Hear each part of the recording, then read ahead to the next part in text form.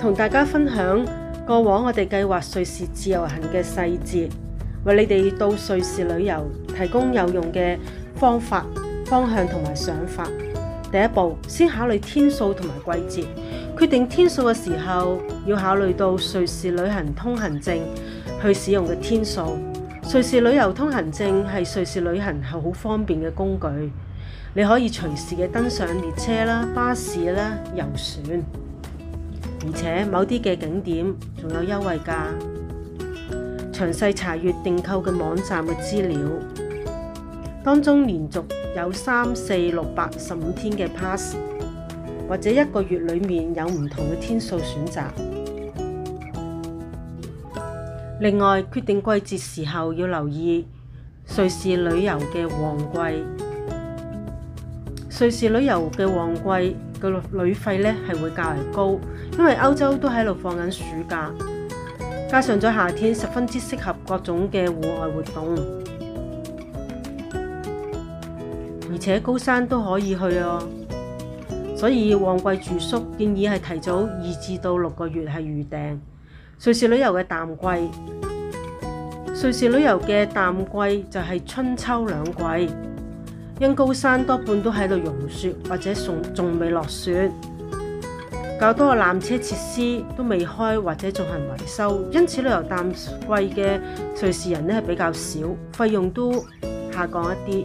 我哋兩個第一次去瑞士嘅時候喺10月中，的確係要留意景點開放嘅日子，都曾經爭啲咧係失去咗瀏覽嘅機會。第二次我哋喺6月尾，天氣相當好，因為到訪嘅景點唔係最熱門嘅，所以人唔算多。第二步喺交通方面，訂國外嘅機票。香港係有直航嘅客機到瑞士，航程大約13到14個小時。第二次我哋喺歐遊嘅途中，係由芬蘭係飛往瑞士，機票係較為平。瑞士國內嘅交通，我哋訂購瑞士嘅旅遊通行證係瑞士旅遊好方便嘅工具，大家可以參考呢啲嘅網站。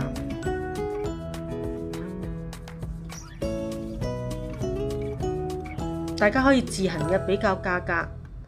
而家大多數都用電子票，有關於票嘅種類、使用嘅方法同埋優惠，網站都有詳細嘅說明，務必細閱。有關列車嘅班次，可以喺 Google Play 下載 Apps，SBB Mobile 咧好用又準確。另外 Google 嘅 Maps 咧可以係做輔助。第三步係訂酒店，住近車站係超方便㗎。喺旺季熱門嘅景點就要更加提早預訂啦，就好似喺恩特拉肯東站旁邊有巴士啦，附近有碼頭，仲係去著名少女峰嘅出發站。附近嘅青年旅社就更加要預早訂啦。第一次我哋去瑞士嘅時候，半年前就已經訂滿啦。第二次幸好係報到有2人房。佢嘅價格咧係比較平，設施簡潔，早餐一般啦，環境就唔錯啦。最要緊嘅係我哋到少女峰又想買早鳥票，一早就由酒店到車站係超方便㗎。再舉例，留心車站，佢附近係有巴士站、電車站，對面有渡輪碼頭，碼頭就可以坐船去遊湖。而附近又有唔少嘅景點喎。再舉例，布里恩斯渡輪碼頭，佢附近有火車站又有巴士站，而且就近就係登高山蒸汽火車嘅入口喎。第四步，行程嘅建議。短程方面，建議係以留心係做第一站，由蘇黎世機場到留心大約1小時。而蘇黎世放喺最後一站，蘇黎世到機場呢，只係需要15到30分鐘。第一站喺留心車站方便到嘅景點，包括市內遊啦。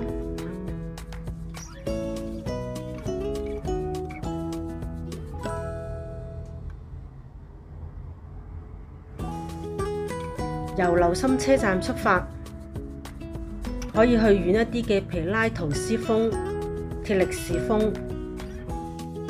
第二站因特拉肯東站方便到嘅景點。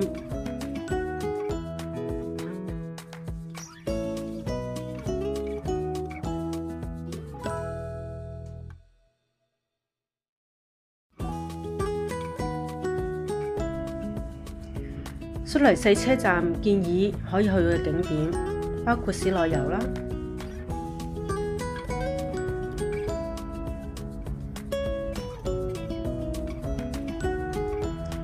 走遠啲近海邊，附近仲有唔錯嘅植物園——蘇黎世植物園。蘇黎世火車站建議可以坐火車去萊茵瀑布、聖加侖。長途計劃瑞士長途旅程可以參考瑞士觀光局嘅官方網站，裏邊有列出8條嘅環遊瑞士嘅路線，例如好似黃金列車啦、冰河快車、伯恩納快車。託運服務都好方便㗎，服務喺火車站裏面，就好似喺因特拉肯東站託運行李，就可以喺聖莫尼茲火車站度領取啦。寄運嘅行李喺車站裏面領取，好方便㗎，唔使咧帶住沉重嘅行李穿州過省。長程嘅景點首推策馬特、盧加諾同埋伯恩。